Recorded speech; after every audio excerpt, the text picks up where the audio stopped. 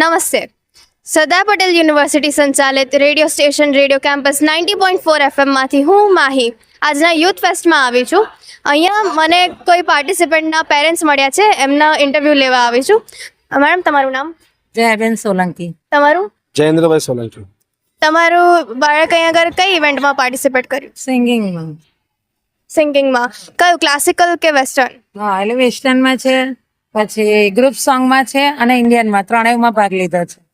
એમને ઇવેન્ટ આજે છે કે પછી ક્યારે છે એમને? આજે છે અને કાલે છે, 2 દિવસ. અને બપોર પછી પણ છે. હા, ઓકે.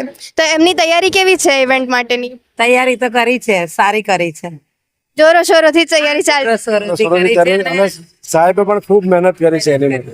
ડિપાર્ટમેન્ટ તરફથી પણ એમને સહાય મળી. સપોર્ટ મળ્યો છે. સારું છે. હા, કે તો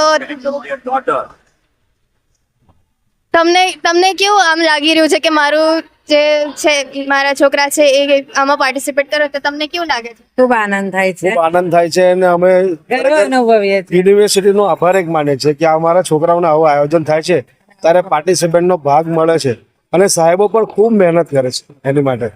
એટલું અમને આનંદ છે. તો તમને એવું લાગે છે કે આવા યુથ ફેસ્ટ આગળ બી થતા રહેવા જોઈએ? થવા જ જોઈએ. અહીંયા છોકરાઓને આગળ વધવાનો મોકો મળે. પ્રોત્સાહન મળે, પાછળ એમને બેકઅપ મળે અને એમને આનંદ થાય કે ના અમે કઈ એક સારું કાર્ય કરીએ છીએ, એમાં અમને આનંદ છે એમ.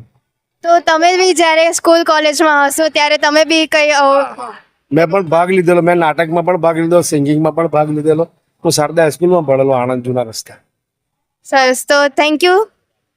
થેન્ક યુ તમને પણ.